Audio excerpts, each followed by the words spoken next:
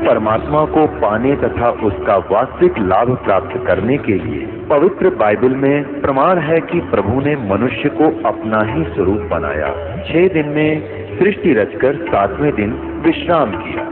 कुरान शरीफ में प्रमाण है कि हजरत मोहम्मद को खुदा स्वयं कह रहे हैं कि मैंने तुम्हें उस परमात्मा की महिमा बताने के लिए भेजा है। वो परमात्मा कबीर है जिसने 6 दिन में सृष्टि रची तथा 7वें दिन तख्त पर जा विराजा। उसकी खबर किसी बाखबर से पूछकर तो देखो।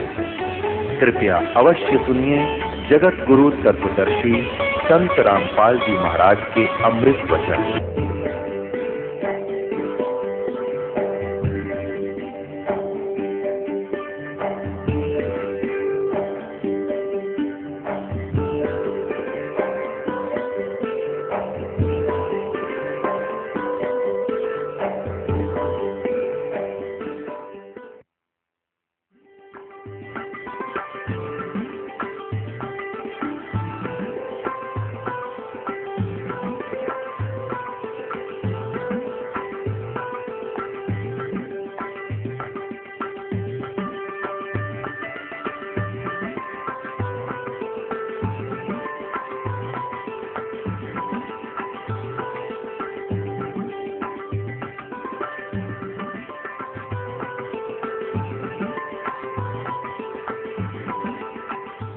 परमात्मा कहते माला तो कर में फिरे और जीव फिरे मुख माही और मंत्र तेरा कहीं और घूम रहा। ये तो सुमण नहीं।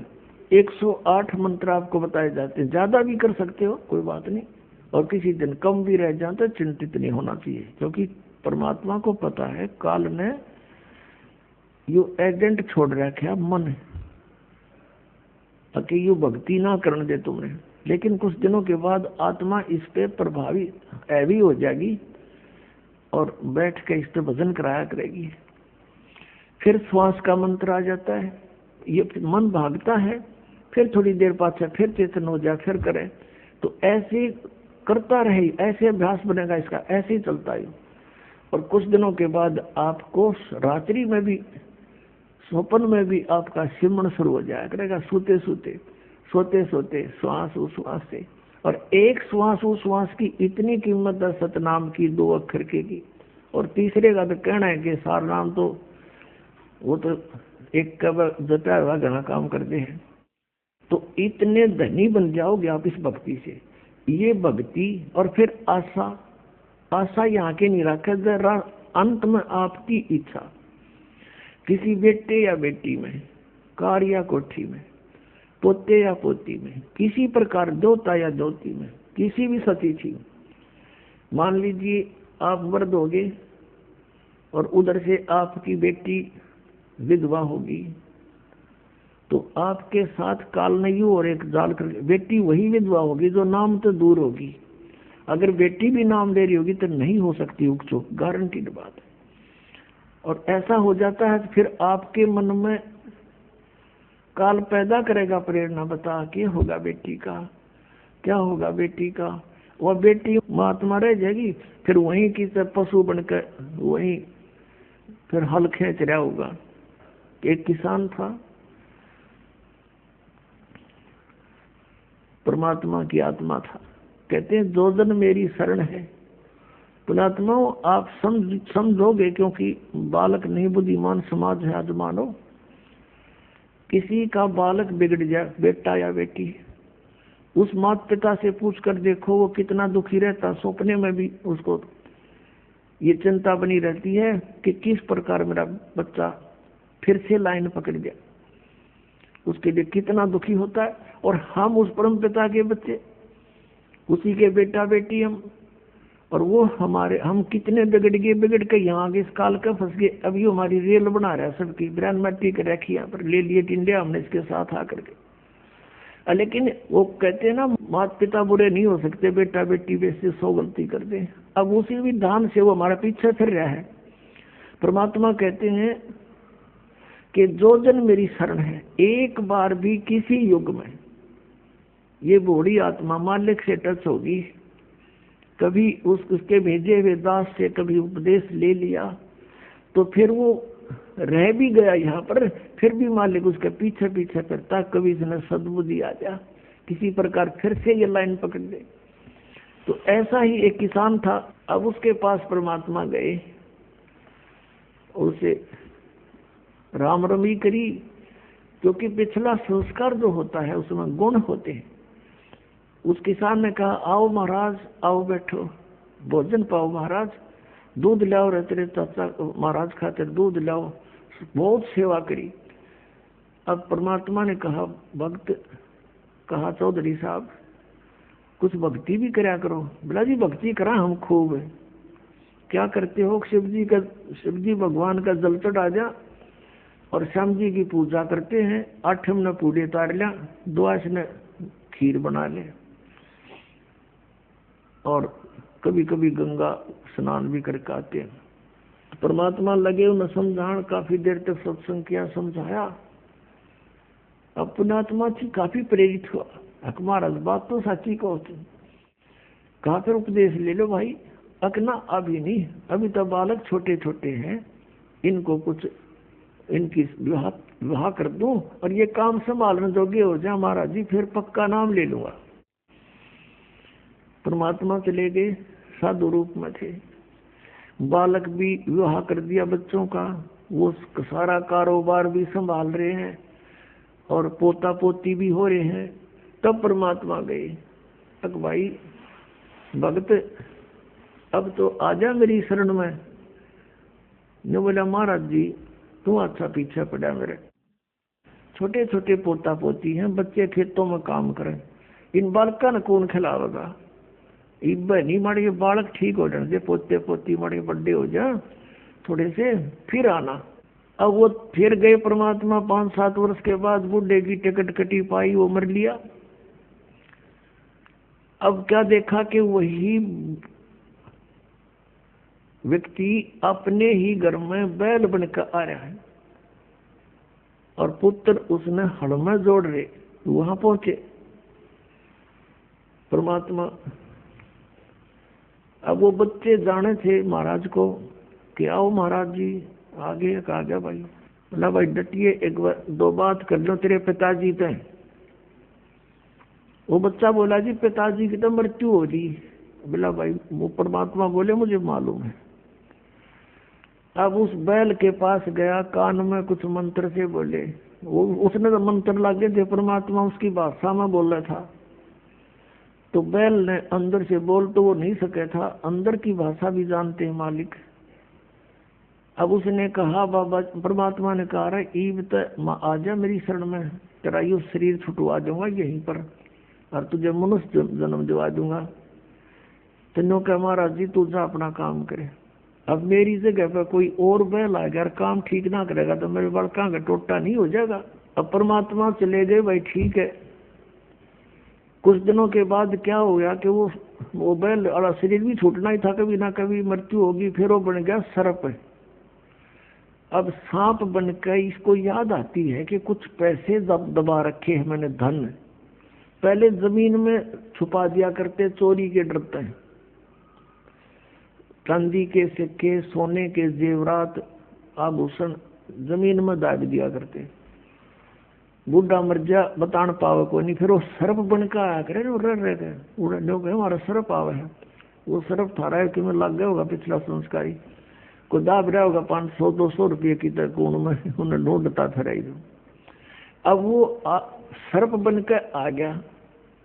वो जो ही सर्प बनकर घर में घुसा, बच्चा ने पता लग गया उसके मारे लठ।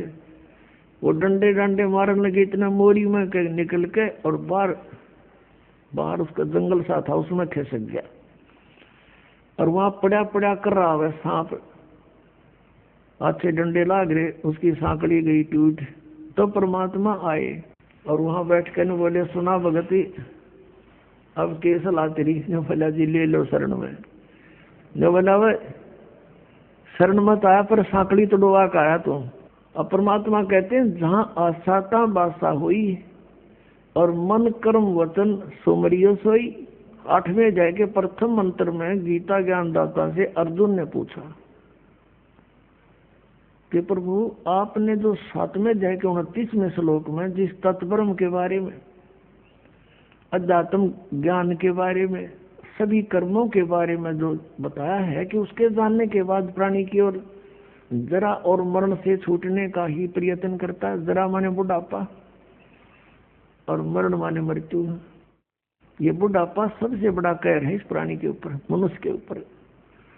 अपने अपतमाओं कदे बूढ़े बूढ़े घबरा जा, अब घबराइयो ना तुम, क्योंकि ईब मालिक का नाम लिए पाछे आपको इतना सारा मिलेगा, सत्कर मान लियो, आपको पता भी नहीं चलेगा ये बुढ़ापा है या आप युवा हो।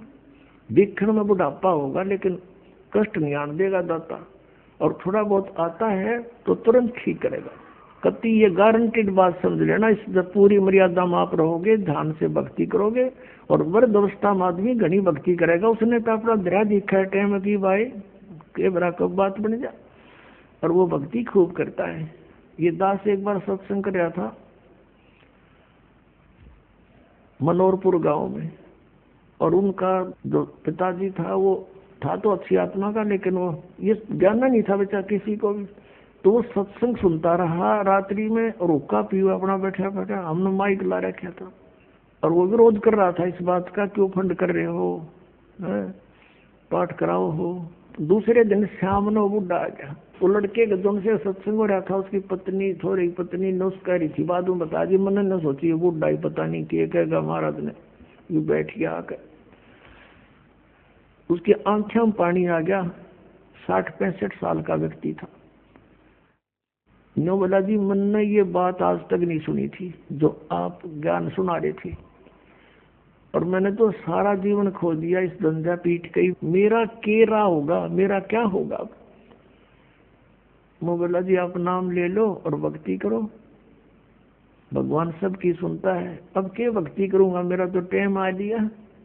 यूं कह फिर रोन लग गया, और कहता मैंने तो सारे जीवन में मेरा धंधा कराया है, खूब जमीन बना दी बच्चों के लिए, और ओक्का भी गणाए पिया करूं, और आपने ओके में तो बहुत पाप बताया।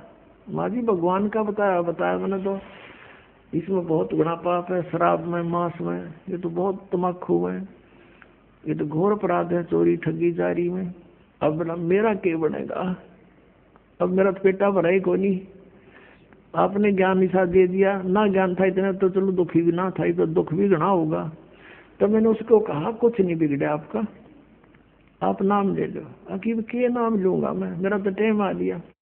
मैंने उसको समझा कि जैसे कुएं में बाल्टी गिरती हो, लंबी लंबी रस्सी होती थी पहले, 150 फुट के, 100 फुट के कुएं होते थे नीचे, इतना गहरा पानी होता था, और लंबी रस्सी होती थी। तो उसमें कहते हैं जब मान लो बाल्टी कुएं में गिरती हो, रस्सी लटकती आ रही हो, और भाग के पकड़ने की चेष्टा करे, और उसकी पूछड़ी सी भी ठा जा end of the rope, last में उसकी पूछड़ी भी ठा गई 6 इंच की भी, तो इन्हों सोच ले सब कुछ मिल गया। और जब उसने भी छोड़ दे, गई जान दे, तो वह गई फिर वो तो जा ही रही है। तो वह पूछड़ी पकड़ने के बाद पानी भी मिल रहा, बाल्टी भी आ गई, कुछ भी कौन गया। आप नाम लो, भक्ति कर, आपकी तो पूछड़ी सी रह रही है। और इस जीवन में भक्ति में पार हो जाओगे। जीवन तो थोड़ा ही भला जब सत सुमरण हो, और लाख वर्ष का जीवना कोई लेखे धरे नहीं कोई। ये सत्कर मानना, जो बालक है वो तो सोचे को नहीं मरा, ईसा स्मरण करें, थोड़ा करें, घना करें, फिर भी वो लाइन पकड़े हुए हैं, मर्यादा में है। और बुढ़ा आदमी ने सोचा जरा नहीं कट जाए, जनरा तो अपना भक्ति में ध्यान रखेगा, तो वह बात उसका करड़ी समझ में आएगी। और मैं बोला बात सुन ले, जब नियम में रहेगा, जितनी आयु चाहिएगा उतनी दे देगा परमात्मा। जो कबीर भगवान है, ये आयु बढ़ा देता भगवान की। तो जो बोला जी फिर तो नाम दे दो। मैं बोला हुक्का नहीं पियोगा, अकाज जब फोड़ दूंगा इस हुक्के ने। उसी दिन तो परित्याग कर दिया और भक्ति करी। 10 साल और जिया वो बुढ़ा, 75 साल की उम्र में आराम से मृत्यु होगी। अब भगवान किसे कहते हैं? भगवान ने इसलिए तलाश करते कि शायद दुखी प्राणी हो, और कितना पापी हो, कितना अपराध कर गया अनजानपने में, परम पिता को बुरा नहीं लगता वो बेटा अपना बेटी। अब परमात्मा कहते हैं शरण पड़े को गुरु संभाले, और जान का बालक भोला रे, कहे कबीर तुम चरण चित राखो, जो सुई में डोरा रे। अपने गुरुदेव के प्रति इतना लगाव रखो अटूट, जैसे सुई में धागा डाल दिया जाता है तो उससे दूर नहीं हो सकता, वो लटकता ही रहता है साथ के साथ। तो ऐसे आप ये मर्यादा, ऐसा लगाव अपने गुरु जी से रखना पड़ेगा। और फिर कहते हैं शरण पड़े को गुरु संभाले, जान के बालक भोला रे। जैसे अनजान बच्चा पालने में झूल रहा है, उसने टट्टी भी कर दी, पेशाब भी माए कपड़ों में कर दिया और हाथ पैर सारे खराब कर दिए। अब माँ आती है, वो देखती है कि तो सारा काम बिगाड़ रखा है, उसने बेटा या बेटी बुरा नहीं लगता, उसको पता है कि बालक से इसको पता नहीं, उनमें नवावेगी, धोएगी, कपड़े धोकर सुखावेगी, फिर उन्हें दूध पिलावेगी, सीने तो लगावेगी, प्यार करेगी। तो ऐसे ही परमात्मा को जानो तुम, सतकर मानना ये कबीर हमारा भगवान है, ये परम पूज्य परमात्मा कबीर देव ये हमारे पिता है, ये हमारी माता है, यही हमारा सच्चा साथी है। तुमेव माता च पिता, तुमेव बंधु च सखा, तुमेव विद्या च द्रविण, तुमेव सर्व मम देव देव, ये वो परमात्मा है। अब इस परमात्मा को आप आज इसे दिखाई दो, जैसा मान वो बालक टट्टी पेशाब करके पालने में पड़ा है, आपको पता है ये ज्ञान को ना, इसलिए ये बुराई कर गए, इतना पाप इकट्ठा कर लिया। अब ये सारे सने पड़े हैं अड़ंगे में, ये कर्मों से पापों से, कोई ओका पाड़ा है, कोई दारू पीवा है, कोई ताश खेला है, कोई और रिश्वतखोरी कर करके कर रहा अपना जीवन कर्म बिगाड़ दिए। तो उस परमात्मा ने बुरे नहीं लगते, वो नो दो मांझ का आपको फिर अपने सीने से लगाने योग्य कर लेगा इस सत्संग रूपी जल में दो गए। तो हमने परमात्मा कहते हैं जहाँ आशा ता बासा हुई और मन कर्म वचन सुमरिय सोई। गीता जी अध्याय नंबर 7 के श्लोक नंबर 29 का हवाला दे करके अर्जुन ने पूछा 8वें अध्याय के प्रथम मंत्र में कि हे प्रभु, आपने जो 7वें अध्याय के 29वें श्लोक में जिस तत्ब्रह्म और सारे अध्यात्म और सब कर्मों से परिचित प्राणी को के विषय में कहा कि वो केवल जरा और मरण से छूटने का ही प्रयत्न करता है, बुढ़ापे और मृत्यु से, तो वो तत्ब्रह्म क्या है और क्या है वो अध्यात्म और क्या है वो कर्म। अब अध्यात्म और वो कर्म क्या है और वो तत्ब्रह्म क्या है, वैसे तो उसने फैसला ही कर रखा है कि उसके बारे में अगर कंप्लीट नॉलेज चाहिए, स्पिरिचुअल नॉलेज, चौथे अध्याय के 34वें श्लोक में, तो उन तत्वदर्शी संतों से मिलो और वो तत्व ज्ञान बताएंगे। वो तत्व ज्ञान कौन सा है? चौथे अध्याय के 32वें श्लोक में कि वो सच्चिदानंद घन ब्रह्म, ब्रह्म ने मुखे, सच्चिदानंद घन ब्रह्म ने अपने मुख से बोलकर यथार्थ रूप में वो ज्ञान विस्तार से बताया है, अनुष्ठानों का, यज्ञों का, वो तत्व ज्ञान है। उसको तत्वदर्शी संत जानते हैं, मैं नहीं जानता। फिर भी उसने कुछ हिंट दिया है 8वें अध्याय के एक मंत्र का उत्तर 8वें अध्याय के 3रे मंत्र में श्लोक में दिया गीता जी कि वो परम अक्षर ब्रह्म है। अब जहाँ आशा ताबासा हुई, परमात्मा का ये सूक्ष्म वेद का मंत्र है, जहाँ आशा ताबासा हुई और मन कर्म वचन सुमरियो सोई।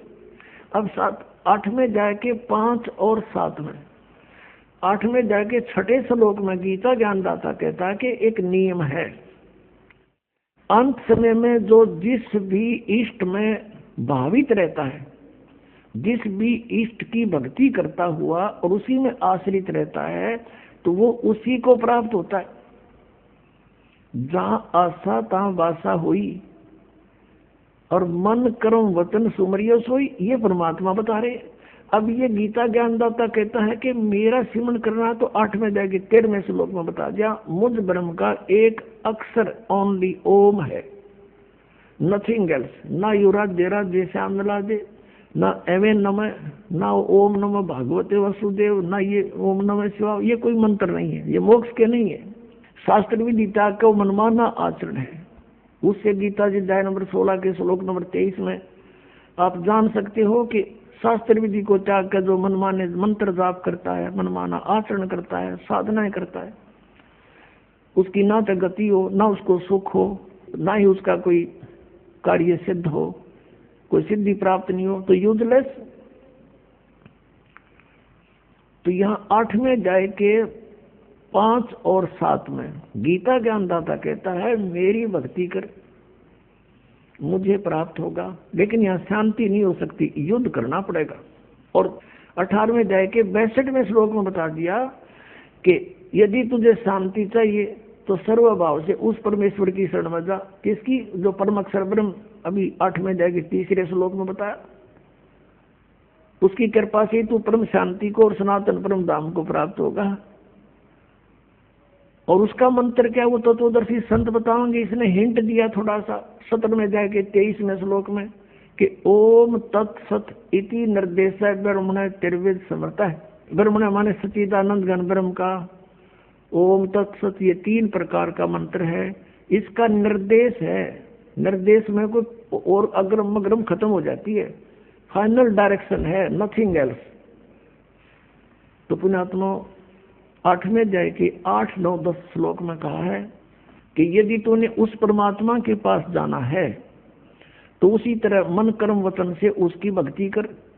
उसका मंत्र बताएंगे तत्वदर्शी संत। ये ओम तो सीधा इस ब्रह्म का है, तत् और सत ये कोड वर्ड है, सांकेतिक शब्द है। ये दास बताओगा आपको। इस पृथ्वी पर इस दास के अतिरिक्त इस खजाने का धनी कोई नहीं है, ये सत्कर मान लेना। अब यहाँ दास ने ये धनी शब्द गलत बोल दिया। ये दास तो नौकर है, धनी तो कबीर परमात्मा है। उस परमेश्वर ने अपने नौकर को ये खजाने की चाबी दे दी, खोल और बांट दे अपने बहन भाइयों।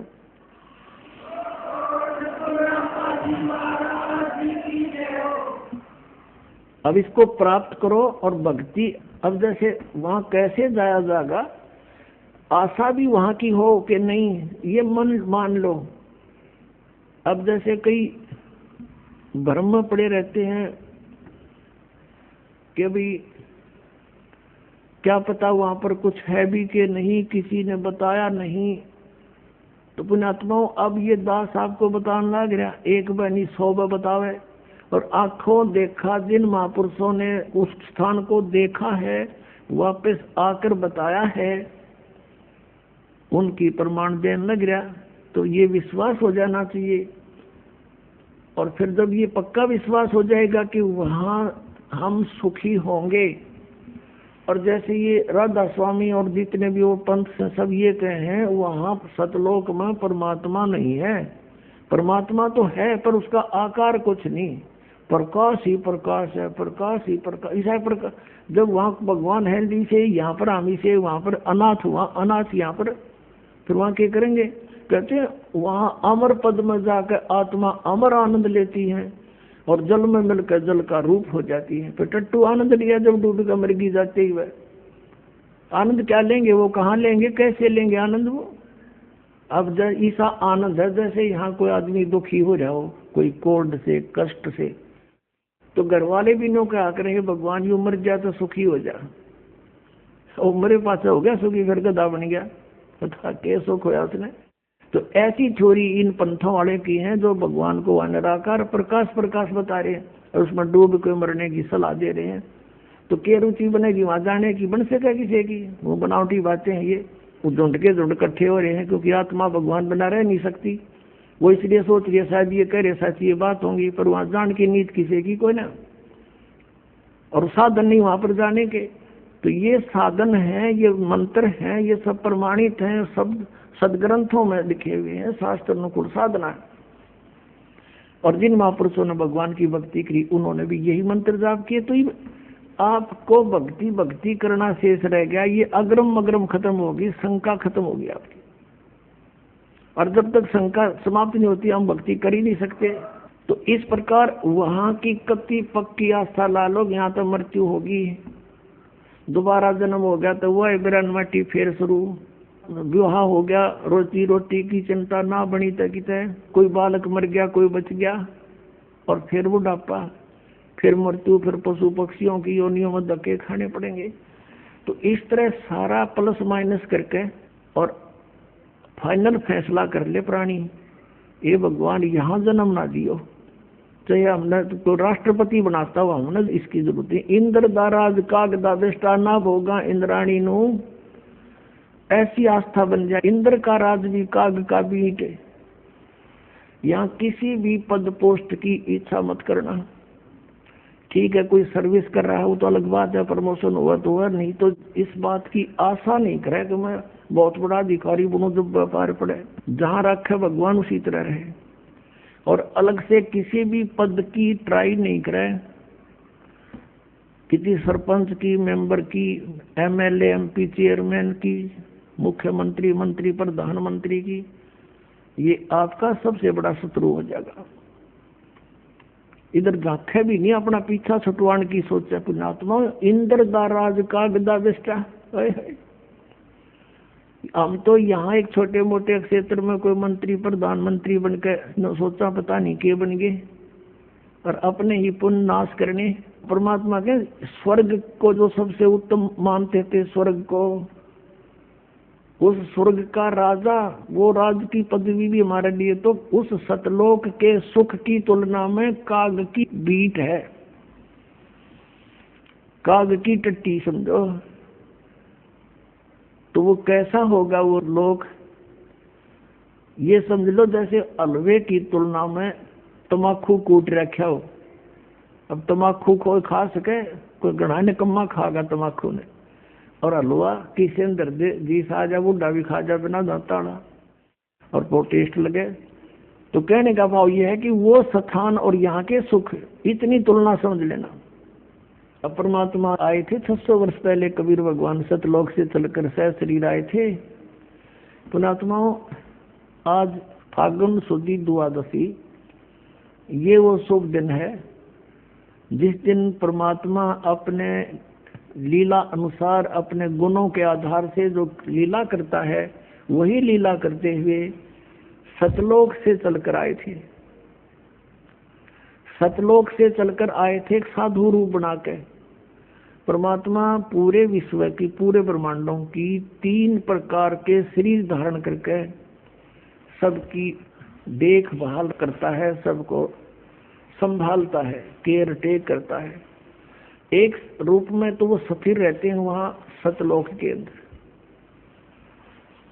उनका करोड़ सूर्य मिला दे, करोड़ चंद्रमा इतना एक रोमकूप की शोभा है। सह शरीर है, मनुष्य दृश्य है, नर आकार है।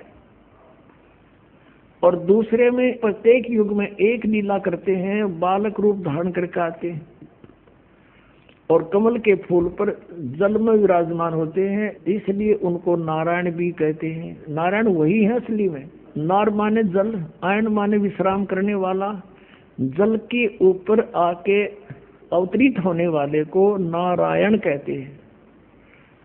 वैसे एक का है प्रभुत है, बाकी ये छोटे सारे भगवान इन प्रभु के हैं, लेकिन वास्तव प्रभु वही है। नारायण वह है।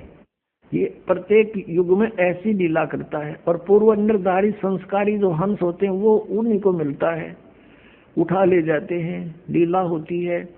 वो कुंवारी गाय का दूध पीता और कुछ अन्न नहीं खाता, ना कुछ दूसरा दूध पीता, कुंवारी गाय का दूध पीता है, ये लीला करता है। और यही वेद बताते हैं, और ये परमात्मा कबीर जी ने भी इसी युग में करके प्रमाण दे रखा है। तो वो दूसरी प्रकार का शरीर। और तीसरी प्रकार का जो शरीर परमात्मा धारण करता है वो जिंदा यानी एक साधु रूप में आता है। अब पहले हमने सुनने को मिलता था कि भाई किसी भगत कोई व्यक्ति राह चलता हो अतिथि रूप में, या कोई द्वार पर आ जावे, कोई वस्तु जैसे भीख मांगे, कोई वस्तु जैसे, वैसे तो सही भगत संत होगा वो रोटी मांगे, अगर बकवाद नहीं मांगता, पैसे नहीं मांगेगा, सही भगत संत होगा तो रोटी ने चाह पानी ने मना नहीं करे, कोई भी आ जाए द्वार पे, बल्कि प्रार्थना करके खुआवे। आप करके देखना ये कितना पुण्य मिलेगा आपको। तो न्यू कहा करते भाई पता नहीं भगवान किस रूप में आ जाए। तो इससे सिद्ध है कि भगवान तो था तो पहले भी साकार ही, लेकिन इन अनाड़िया ने अज्ञान सोच के आधार से सिद्ध कर दिया था भगवान निराकार है, प्रकाश ही प्रकाश है, परमात्मा का प्रकाश देखा जाता है। अरे परमात्मा बिना प्रकाश किसका देखा? सूर्य है नहीं, सूर्य का प्रकाश देखा, सूर्य बिना प्रकाश कैसा हुआ? तो हम कति बालक थे, ये ऋषि में ऋषि भी कति बालक थे, कैखे का पता नहीं था इनको अध्यात्म मार्ग का, सत्कर्म मान लियो पुणात्माओं। अब हमने जो परमात्मा को पाने के लिए जो विधि अपनानी है, वो परमात्मा तीसरी टाइप का जो शरीर बनाता है वो साधु संत का बनाता है। जिन भी महापुरुषों को मिला ऐसे ही मिले हैं। आदरणीय धर्मदास साहिब जी को मिले, जिंदा महात्मा का रूप बनाकर परमात्मा मथुरा में पहुंच गए, और मथुरा में ये लोकवेद के आधार से वो पुण्यात्मा मोक्ष के लिए उस जोड़ में नहाने जा रहा था, जिसमें कहते हैं यहाँ कृष्ण जी नहाया करते थे, स्नान करते थे। इस ब्रज की रज पे उसके चरण टिके हैं, माथे का लाओ, ये पेट भर ऐसे बहका रहे हैं। अगर वो स्थान ही मोक्ष का होता तो श्री कृष्ण जी क्यों छोड़ कर जाते? वो द्वारका में जाकर रहने लगे। वह तो द्वारका गए, उसको छोड़ के। वो था इसलिए वहां छोड़ गए क्योंकि रोज लड़ाई रहा करती, कदे जरा सिंगार लठ लेकर, कदे काल्यवन आ गया सेना लेकर। तो उस भगवान ने सोचा अपना इन मूर्खा गेला क्यों मूर्ख होया और कितना न मारूं, ये तो सबकी बुद्धि भ्रष्ट हो रही है। तो एकांत में जाकर कहते राड से बाढ़ अच्छी, वहां जाकर रहने लगे थे। द्वारका में कोई समुद्र में टापू ढूंढा गया, कोई नहीं आओगा तो अपनी सेना ने एक स्थान पर खड़ा कर देंगे। उसका एक रास्ता था, एक द्वार था, इसलिए द्वार ईका कहते हैं उसको। तो मथुरा में गए हुए थे, वहां भगवान मिले जिंदा महात्मा के रूप में। जिंदा महात्मा होता मुसलमानों के अंदर, एक काला सा ओवरकोट पहनता, घुटनों से नीचे तक का एक कच्छा और एक टोप, ऐसी वेशभूषा वाले को जिंद महात्मा कहते, जिंदा। और इसी रूप में गरीबदास साहिब जी को मिले थे। आज के दिन खेतों में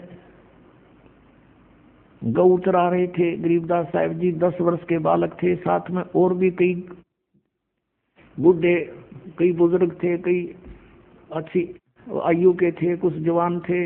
ये सबसे छोटी उम्र के गरीबदास जी थे, 10 वर्ष के। और आदरणीय गरीबदास साहिब जी ये किसान परिवार में जाट जाति से थे, और वहाँ छुडानी में इनके नानके थे। इनके कोई मामा नहीं था गरीबदास जी के, जिस कारण से इनके पिताजी को वहाँ घर जमाई रखा गया था। ये मूल गांव इनका करौथा गांव है, रोहतक जिला में, जहाँ अपना आश्रम है। तो वहाँ ये वहीं जन्म हुआ था इनका। 10-12 वर्ष वहाँ रहते हुए हो गए थे इनके माता पिता को। तो वहाँ इनके जमीन बहुत थी, इनके नाना जी के लगभग 1400 एकड़ जमीन थी, 1400 किले। तो उसमें ज्यादातर चरागाह बनाते थे, गौवें रखते थे, वो गौधन ही पाला करते थे। अपना गरीबदास जी भी उनके पाली जाते थे गवाले, और भी कुछ नौकर रखे हुए थे। कुछ वैसे गांव के अन्य व्यक्ति भी अपने गौओं को उन्हीं के खेतों में चराया करते थे। ऐसे कुल मिलाकर 10-20 पाली थे, गवाले थे। तो वहाँ परमात्मा सतलोक से चलकर आए साधु रूप बनाकर दिन के 10 बजे के आसपास। उसमें सभी एक जांडी के पेड़ के नीचे बैठ के खाना खा रहे थे, पाली गवाले। परमात्मा आए, सतलोक से उतरे। उन्होंने देखा उस समय वो पैदल चले आ रहे थे। उन्होंने सोचा कोई राह चलता राहगीर है, यात्री है और महात्मा है। उन्होंने सबने कहा कि महाराज आ जाओ, भोजन पालो। जिस डंडी के पेड़ के नीचे वो भोजन खा रहे थे, उसके साथ से रास्ता जा रहा था कबलाना गांव से छुडानी को। वहां बैठे थे। उन्होंने कहा आओ महाराज भोजन पाओ। परमात्मा ने कहा भोजन तो भाई मैं खा के आया हूँ अपने गांव से। आपका गांव कहाँ है? कि सतलोक है, और यहाँ से 16 शंख कोस की दूरी पर है। उन्होंने सुना 16 कोस दूर होगा कोई सतलोक होगा। अब उन पालियों ने सोचा ले होगा भाई कोई सतलोक की पृथ्वी पर। उसमें ऐसा यातायात था कोई ना, कन्वेंस थी नहीं। 10 कोस मीन 16 किलोमीटर, 17 किलोमीटर दूरी पर भी एक दूसरे को बहुत कम जानते थे। तो उन्होंने कहा पालियों ने कि महाराज हम अतिथि को कुछ जलपान किए बिना जान नहीं दिया करें, दूध तो पीना पड़ेगा आपने। परमात्मा बोले भाई दूध पिलाओ, हो तो कुंवारी गाय का पिया करूं मैं। फिर वो कहने लगे बाबा जी तेरी दूध पीड़ की नीत को ना, मजाक ना करो, देख लो भाई पिलाओ दूध, मतलब कुंवारी गाय का दूध पिया करूं। तब गरीबदास जी 10 वर्ष के बालक खड़े हुए, और उनकी एक प्रिय बच्चिया थी, उसको लाए पकड़ के गले की रस्सी से पकड़ के कहने लगे देखियो महाराज जी इसका बच्चा तो है नहीं, दूध कैसे देगी, जैसे बच्चा व्यवहार करा करता है। परमात्मा बोले भाई कोई दूध का निकालने का है पात्र तुम्हारे पास? कहाँ जी, ये लस्सी लाए थे, अभी धो धा कर रखा साफ, ये रखा 5-6 किलो का, जो उसमें जला जा ऐसा था। परमात्मा ने कहा रखो इस बच्चिया के नीचे। गरीबदास जी पकड़ के बैठिए, अकलो जी, ये बालक था, उन्हें सोची मजाक करें हमारा जीते। परमात्मा ने कमर पर थप्पड़ की लगा दी, इसके आशीर्वाद मेरा हाथ रख दिया बच्चिया के, लंबे लंबे सतन हो गए और अपने आप दूध की धार बहगी, पात्र भरते ही बंद हो गया। बोलो सतगुरु।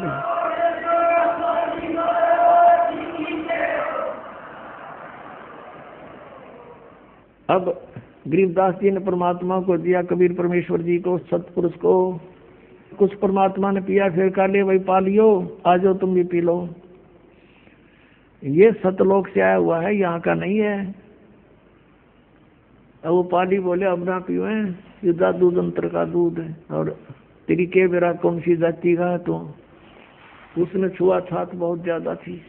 अब वो तो उठ कर चले गए, कहते सकल पदार्थ है जगमा ही, कर्महीन नर पावत नाही। गरीबदास जी बोले ला मुझे दो महाराज, और पी गए गट गट। फिर अब वो तो अमृतारा सतलोक थे, वो अमृत पिए बाका आदि आत्मा वैसे ही निर्मल हो जाती है। फिर ज्ञान सुनाया परमात्मा, उनकी आत्मा को सचखंड लेकर गए, सारे ब्रह्मांड दिखाए।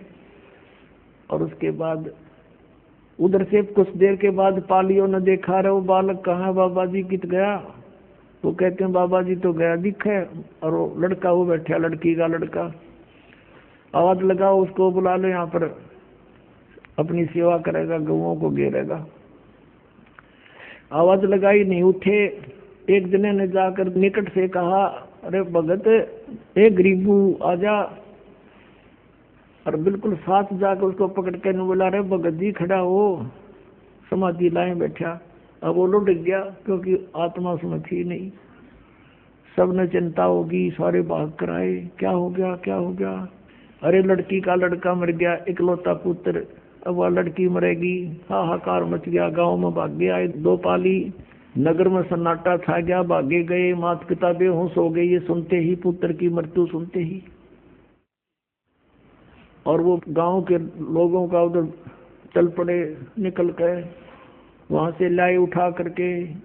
वहां लगे 5-4 घंटे उनको लाने ले जाने में, 7-8 शाम के समय उसका अंतिम संस्कार करने के लिए चिता पर रख दिया बालक के शरीर को। उधर से परमात्मा ने सारे ब्रह्मांड दिखा के, अपनी सतीथि से परिचित करवा के और सारा कुछ बता दिया।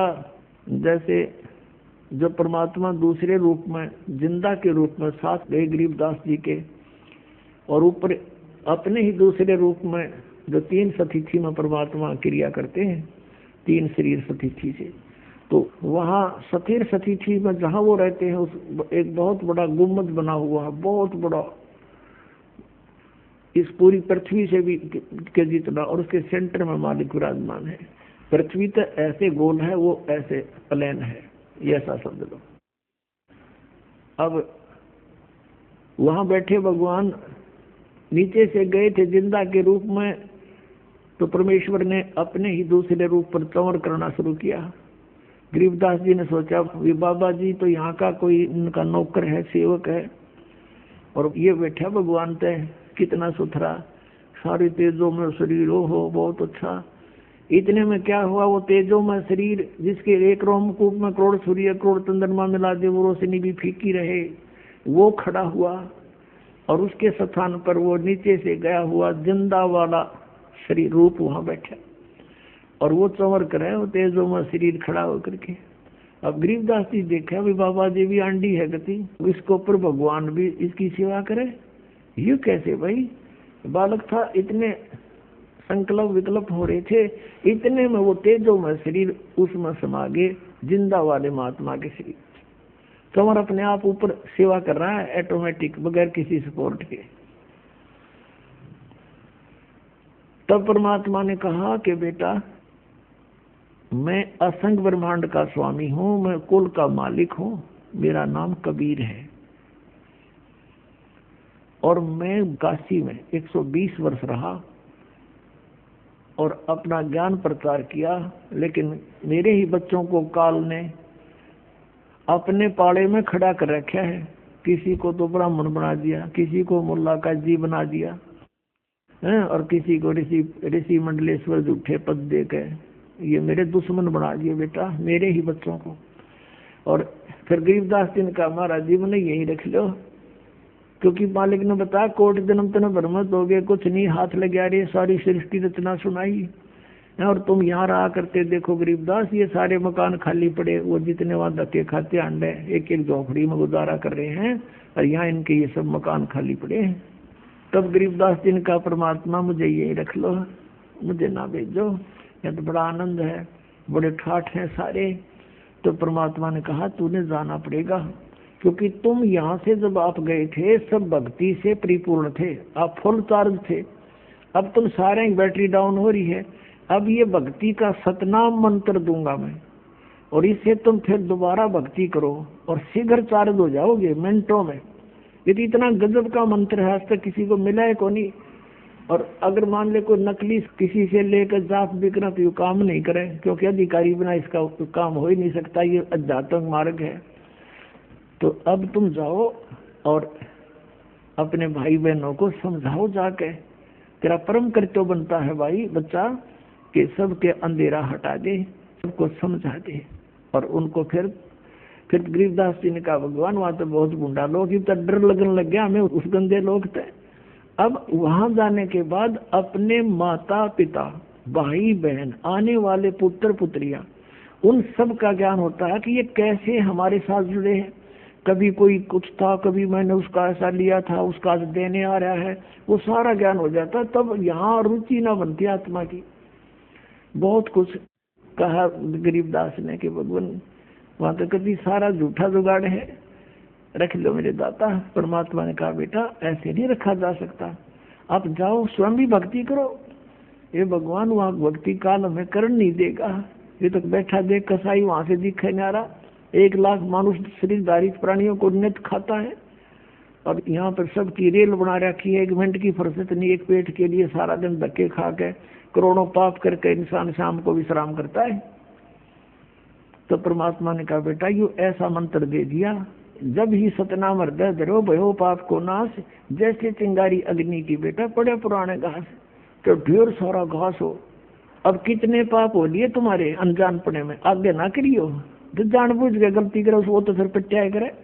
और फिर ऐसा मंत्र है जो आग लगा देगा, सारे संचित कर्मा का भी नाश करेगा, प्रारब्ध वालों का भी करेगा बेटा, और भविष्य में आप करोगे नहीं। और जैसे आपके कर्तव्य कर्म में, आपके प्रतिदिन के कर्म में जो पाप होते हैं वो आप पर लागू नहीं होंगे। और फिर ये मंत्र दे दिया, ये साथ के साथ साबुन और पानी का काम करेगा, जल का। जैसे कपड़ा डेली पहनते हो मैला हो जाता है, साबुन और जल से साफ करो वैसा ही फिर हो जाएगा। तो ये साधनाएं आपको ऐसी दी जाएंगी, आपका यो आत्मा निर्मल बना रहेगा और पिछले मैल उतर जाएंगे। आगे इसने रोज धोइयो, साधना करते रहना। तो बहुत कुछ समझाया। फिर गरीबदास जी ने कहा परमात्मा मेरे साथ रहना। अब बेटा कोई बात है, भगत का मैं साथ नहीं रहूंगा तो काल तो उसको सबसे पहले मार डालेगा। तो ये सब कह समझा के और भेज दिया वापस। उधर से चिता पर रखा हुआ था अंतिम संस्कार करने के लिए। जो ही परमात्मा ने आत्मा को दोबारा प्रवेश किया, वो बंधन जो ऊपर बांध रखे थे वो अपने आप टूट गए। हलचल हुई शरीर में, खड़ा हुआ, और जो देखा हुआ था वो लोग, वो वाणी मालिक ने गरीबदास जी के हृदय में अपना वो ज्ञान दोबारा फीड कर दिया। क्योंकि दाता को पता था कि काल के दूत मेरे मार्ग में आएंगे, मेरे ज्ञान को कुछ बिगाड़ देंगे, कबीर सागर वाले को। उसकी पूर्ति गरीबदास जी के द्वारा करवा दी परमात्मा ने। और कबीर सागर में लिख रखा है कि 12वां पंथ आओगा तो गरीबदास जी का संवत 1774 में मेरी वाणी फिर प्रकट होएगी, मेरी महिमा। और फिर उस 12वें पंथ में, ये 12 पंथ तक तो ऐसे ही है, ये भक्ति नहीं कर सकते क्योंकि इनका समझ ना हो या कहानी। 12वें पंथ में फिर आगे चल के हम आएंगे और सब पंथों को मिटाकर एक ही पंथ चलाएंगे।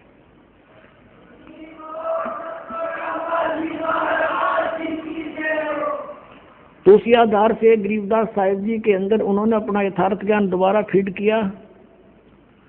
उन्होंने वो वाणी बोली और एक गोपाल दास नाम के दादूपंथी एक भक्त ने, एक साधु ने वो लिपिबद्ध की, वो जो आज हमारे पास उपलब्ध है।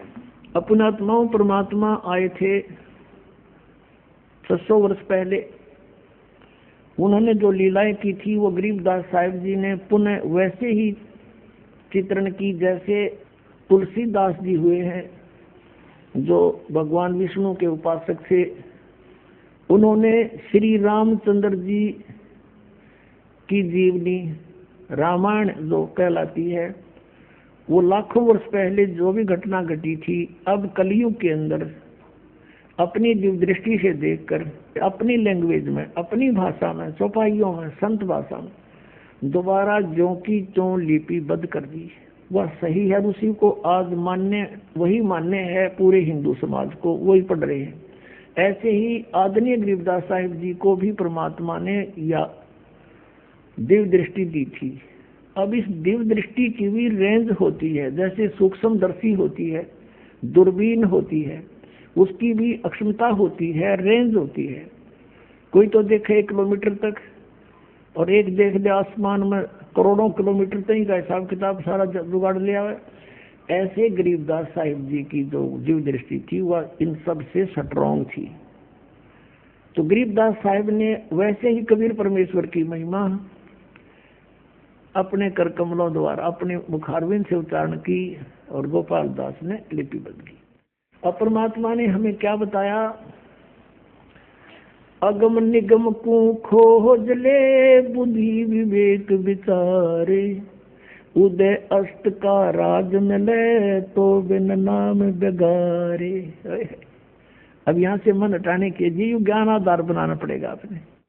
कहते हैं परमात्मा, गरीबदास साहिब कह रहे हैं भगवान ने ऐसा बताया है कि जैसे तुम कुछ भविष्य का अगम निगम भविष्य के विचार करो और बुद्धि से सोचो थोड़ा सा कि उदय अष्ट का राज मिले तो बिन नाम बेगार है। बेगार किसे कहते हैं ये थोड़ा डिफाइन करते हैं। पहले समय में हम छोटे छोटे थे तो हमारे गांव से लाखन मादरा गांव तक ये 3 व्हीलर आया करता। पहले ये पेट्रोल के चाले थे, ये बड़े बड़े, और 2-3 चला करते थे। तो उनमें से एक ना आया एक दिन, दूसरे साथियों ने और भी पूछा, यात्रियों ने कल क्या बात हुई नहीं आए? वो कह रहा था कल मैं बेगार में फंस गया। बेगार क्या थी कि पुलिस वाले पकड़ ले जाया करते इनको, पर इनके पास कन्वेंस थे नहीं। कहीं रेड लगानी होती, कोई पकड़ना होता, किसी के छापे मारने होते तो किसी भी व्हीकल वाले को पकड़ ले जाते। वो अपने पल्ले से तो तेल डालता अपने पास से, और 1 मिनट की फुर्सत नहीं, वहाँ चल वहाँ चल वहाँ चल, खेतों में गए चल किधर दूसरे गांव में। वो कह रहा था सारा दिन शाम ने पकड़ा था, अगले 12 बजे छोड़ा मुझे, और 200 रुपये का तेल घर पे खर्च किया। उस समय तो 200 रुपये 20,000 के बराबर थे, और रोटी भी अपने आप खाई।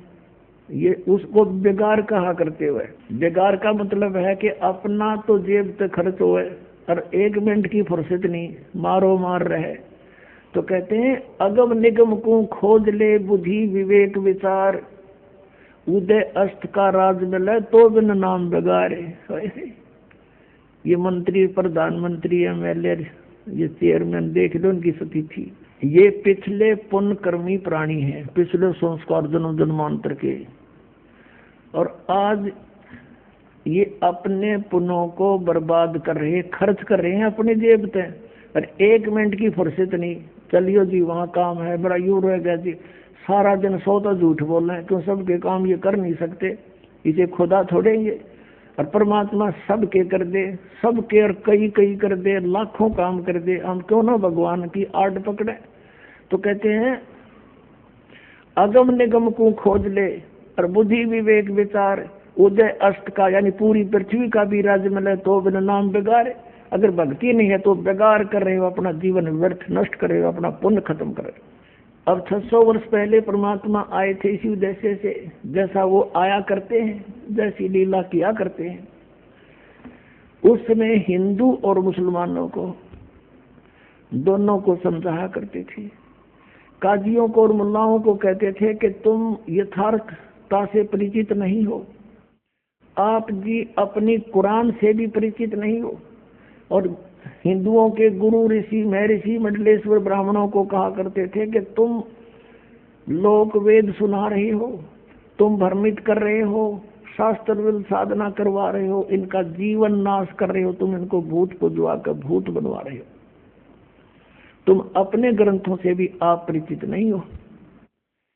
पुणात्माओं, जैसे मुसलमानों को ये अपना भ्रम है कि हम सही साधना कर रहे हैं, और वो हिंदुओं को मुसलमान जबरदस्ती भी बनाया करते थे, ज्ञान से भी कोशिश करते थे किसी तरह ये हमारे मार्ग को स्वीकार करें, हमारा श्रेष्ठ मार्ग है। और ये सोचा करते थे कि ये अन्य देवताओं की पूजा करते हैं, अन्य फरिश्तों की, और इनको इनसे कुछ लाभ नहीं होना, और हम जो साधना करते हैं वो भगवान की करते हैं, अल्लाह की, और उसकी साधना से सभी सुख होते हैं। इस उद्देश्य से मुसलमान बनाना शुरू किया था कि इनका कल्याण हो जाएगा। अब पुण्यात्माओं, अब कुरान शरीफ के अंदर सूरत फुरकानी है, उसका नंबर 25 है, और आयत नंबर 52 से लेकर 59 में जिस अल्लाह ने कुरान शरीफ का ज्ञान दिया वो मुसलमानों का गॉड है, वो उनका अल्लाह है, उनका परमात्मा है। और वो कह रहा है किसको? हजरत मोहम्मद को, कि हे मोहम्मद, हे नबी, तू इन काफिरों का कहा ना मानना। काफिर कौन? जो कबीर परमात्मा को नहीं मानते, वो कबीर परमात्मा को नहीं मानते। और मैं तुझे इन कुरान शरीफ के अंदर जो गाइडलाइन दे रहा हूँ, हिदायत दे रहा हूँ, इनको तू पक्का मानना और इनके साथ संघर्ष करना। कबीर के लिए कबीर इज गॉड, अल्लाहू अकबर। जिहाद का मतलब लट्ठम लट्ठा होना नहीं। तू इनकी बात मत मानना, से ये तूने परेशान करें या ये ना मानने पर तू मत मानना इनकी बातों को, ऐसे संघर्ष करना। और कबीर परमात्मा है ये मानते नहीं, तो इनकी बातों में मत आना। और ये कबीर वही है परमात्मा जिसने सारे ब्रह्मांडों की रचना की है, और ये पाप नाशक है, अपने बंदों के गुनाहों को खूब अच्छी तरह समझता है और उनके पाप नाश करता है। और ये परमात्मा वही है जिसने 6 दिन में सृष्टि रची और 7वां दिन तख्त पर जा बैठा। और उसकी खबर किसी बाखबर से पूछ देखो। कुरान शरीफ सूरत फुरकानी 25 और आयत नंबर ये 59 में लिखा है कि वो परमात्मा 6 दिन में सृष्टि रच कर कबीर, और वो तख्त पर विराजमान हो गया। वो अल्लाह अकबर है, वो अल्लाह कबीर है। उसकी खबर किसी बाखबर से पूछो।